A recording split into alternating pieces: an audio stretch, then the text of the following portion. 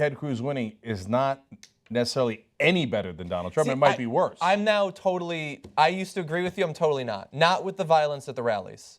Because we were like, well, you never know, the worst case scenario of Donald Trump is fascism, where it's less hypothetical now. He's telling people to attack and beat protesters. And that's not something Ted Cruz is doing. And he's also attacking reporters and other clear sign of fascism.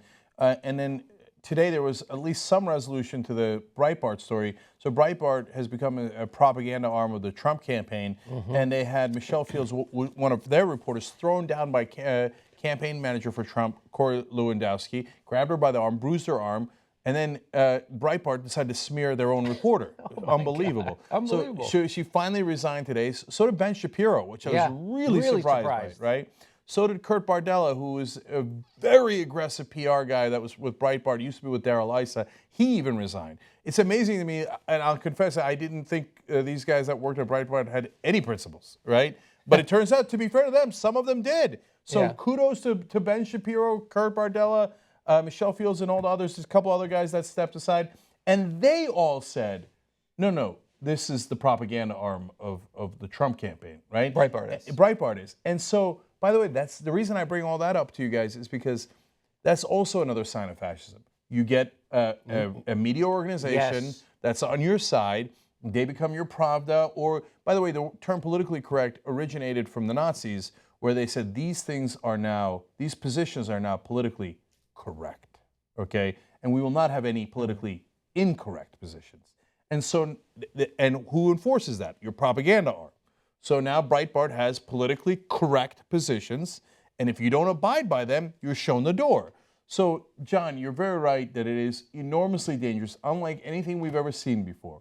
Now, Cruz is way more conservative than Donald Trump, but Trump appears to be more fascist than Cruz, right? Because on some policy issues, Donald Trump is actually in the center or on the left. You can't tell. I don't think Donald Trump even knows, right? He doesn't even know what's in his head. I think he's starting to consolidate a little bit, his ideological system. And remember this, too. In the general election, since Donald Trump is an enormous flip-flopper and an enormous liar, he will change most of his positions to crowd surf what he views to be the general election electorate, right?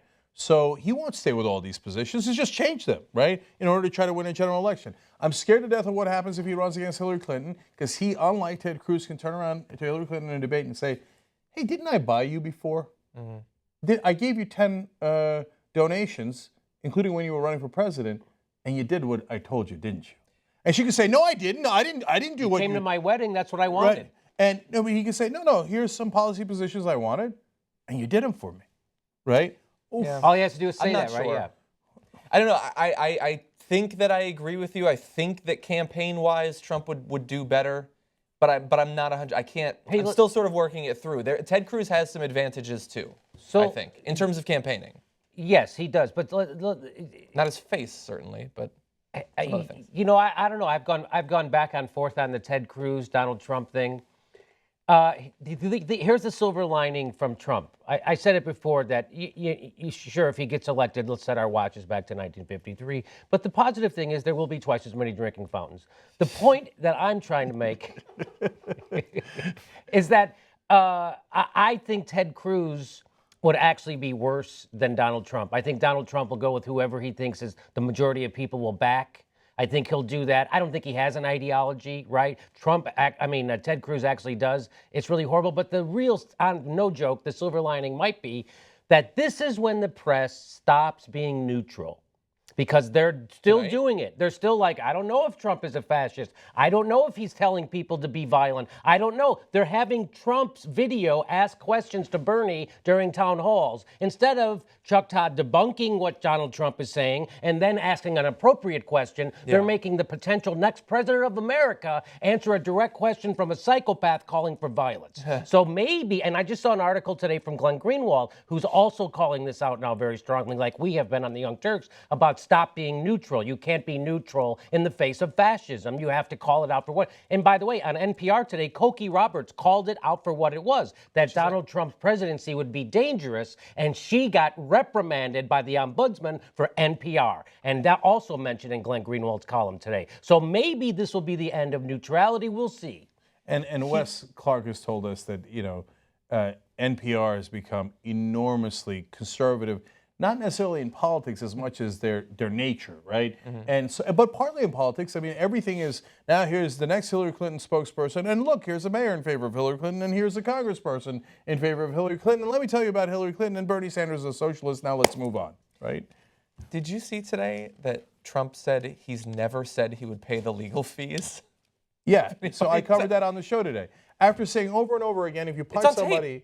I know, we showed the tape, right? If you punch somebody, I'll cover your legal fees. Today, he's like, probably not.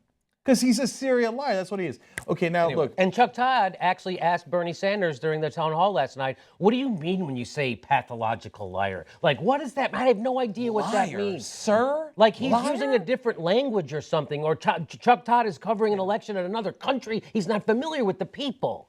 Right. And so tonight, we might find out if we're going to have Donald Trump or Ted Cruz. And it's super scary either way. But remember, Ted Cruz recently crushed Donald Trump in Wyoming. I don't know if that's any kind of harbinger of what's to come, or if it's just an outlier. That's the land of Dick Cheney, and they love massively conservative, crazy right-wingers like Ted Cruz, which would make sense. Well, you know what they say, though. As Wyoming goes, so goes the world. They don't actually say that. No one says that. But also, Trump losing tonight, in that he's still going to win a ton of states, but he might lose Ohio, doesn't necessarily mean we get Cruz. It means we're another step on the path of a contested convention. I think it would. Which would likely, the plurality says that would go to Cruz, but it doesn't necessarily have to go to Cruz. It might finally go to Jeb. Let's look at it one more time about if Trump gets the nomination, that may be better for America. Because I think he loses bigger to Bernie, which consolidates his mandate, right? And it splits the Republican Party. It's wrecking them right now, Donald Trump. It's wrecking them. So I think it would be good. It would be the disintegration of the Republican Party for a while, maybe. And it would maybe solidify a progressive movement in this country, the same way FDR did for 40, 50 years. And then Ronald Reagan brought in this regressive conservatism, trickle-down economics for the last 35 years. So maybe if it is Trump, it would be good, in a weird way, it would be good for our democracy, only if Bernie Sanders wins, though. Because I think if Hillary could maybe lose to Donald Trump because of the reason you just gave. So I'm going to wish upon a wish that can't happen, which is, if you left it up to me, I'd say Kasich in a second.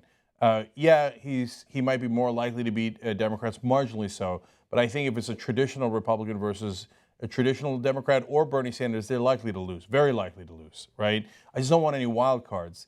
And I can't risk the Republic on Donald Trump or Ted Cruz. Yeah, right. And it is. It's a huge, enormous risk to the Republic. Doesn't Jeb look pretty appealing now?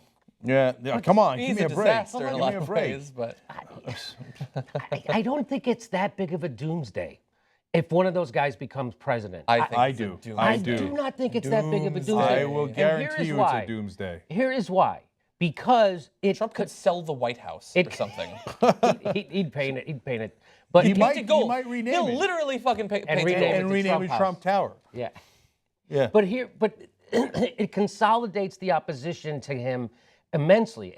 As we've talked about before, the problem right now with progressive politics is we have people who think he's a liberal Democrat as president, so it splits the natural opposition to the TPP, to all the bullshit that they want to do.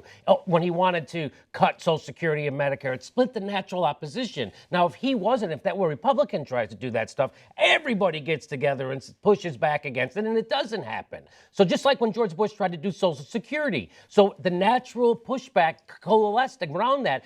But if that was Barack Obama in 2005, 2006, trying to cut Social Security, it might have happened. Yeah, but George W. Bush did get massive tax cuts that just did so much damage. Yeah, but the Democrats went along with it. That was the problem. I know, but I think that most Democrats will still go along. But now I think things have changed. Right now, the Democratic Party way more liberal than it was in 2000. Way more, by at least 16 to 20 points more liberal, according to Gallup. Right? So things have switched. You're talking about Democratic voters. yes. Democratic politicians are more liberal. Oh no, not the politicians, but the voters. The politicians are a little bit more liberal. But I have a lot less faith in the Democratic Party than you do. I think that they will buckle to anyone, including Donald Trump. Like, that's why I'm even more scared, because you have one of the weakest, most pathetic parties I've ever seen in the Democratic Party, right? They're like, oh, payday lenders, you'd like to charge 300% interest. Well, we can help you do that, right? And we'll throw them in jail if they don't pay you back. TPP, you'd like to give corporations the ability to overrule any regulation we have in the country. Can you imagine a position less liberal than that? Great, we can help you with that, right? So if Trump comes in and you have this strong man, I've never seen a party more ready to buckle to a strong man than the pathetic Democratic Party today, right? So I don't want any piece of that. I mean, all the pieces of the puzzle are in place for a maniac like Trump to win and take us in the wrong direction. Everybody thinks there's no way he could win. I agree with you. This Donald Trump that's in the primary today could never win, okay? The country's not that racist. The country's not that maniacal. But it won't be this Trump. It'll be Trump 2.0 in the general election. He will turn around and be massively populist in a centrist direction. He will. And you think he can't trick enough people. That is his only talent. And he's incredibly talented at that, is to trick people for his own gain. That's what he's done to get to where he is today. So I wouldn't take that risk under any circumstance.